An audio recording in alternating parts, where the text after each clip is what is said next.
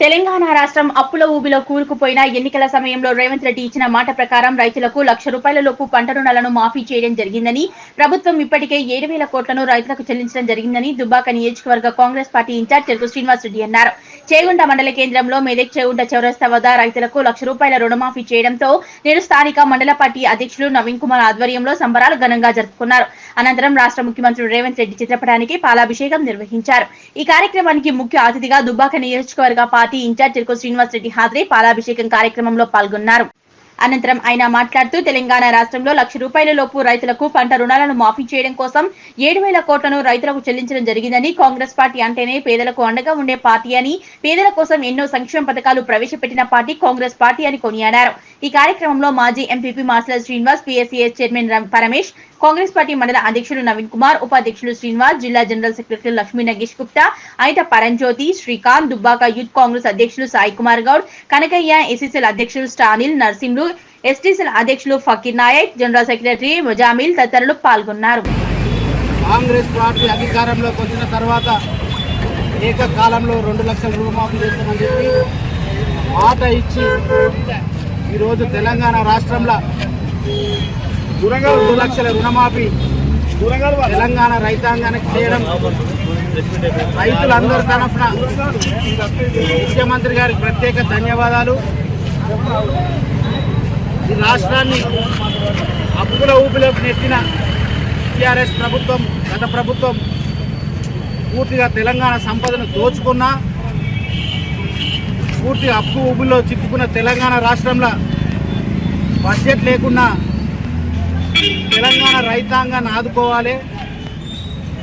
ఎందుకంటే రైతు ఆత్మగౌరవం నిలబెట్టాలి, వ్యవసాయం పండగ చేయాలని చెప్పి ఎంతో కష్టంతో ఒక సాహసోపేతమైన నిర్ణయం ఇది. చరిత్రలో సువర్ణ అవకాశాలతో లిఖించబడేది ఇది.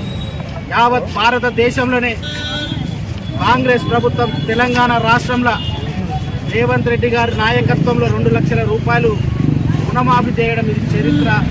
రైతులందరి వాళ్ళ బాగు కోసం నిర్ణయం తీసుకున్నారు. ప్రతిపక్షాలు అవహేళనగా మాట్లాడుతూ రైతు రుణమాఫీ జరగదని చెప్పి గతంలో ఇరిగేషన్ మంత్రి అయిన హరీష్ రావు నేను రాజీనామా చేస్తా, 2 లక్షల రూపాయలు రుణమాఫీ చేస్తానని చెప్పి మాట తప్పి మారిపోయిన సందర్భం ఈరోజు. నేను హరీష్ రావుని డిమాండ్ చేస్తూ ఉన్నా, నువ్వు ఒక తెలంగాణ బిడ్డవైతే, మీరు ఒక తెలంగాణ కోసం పార్టీ మీద అయితే రాజీనామా చేసి చిత్తశుద్ధి నిరూపించుకో, లేకపోతే గ్రామాలకు వస్తే రైతులే మీ పైన తిరుగుబాటు చేసే సమయం వస్తుంది.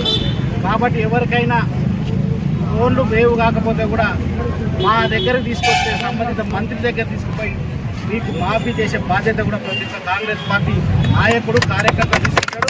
ఖచ్చితంగా 6 గ్యారెంటీలు ఏవైతే ఇచ్చినామో దానిలో దాదాపు 5 హామీలు ఇప్పటికీ అమలు చేసినాం.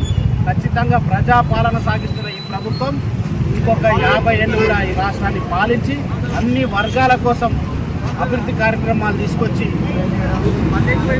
బాధ్యత కూడా కాంగ్రెస్ పార్టీ ఉంటుంది. మరి రాబో రోజుల్లో కూడా స్థానిక సంస్థల ఎన్నికల కార్యకర్తలు సన్నద్ధం కావాలి.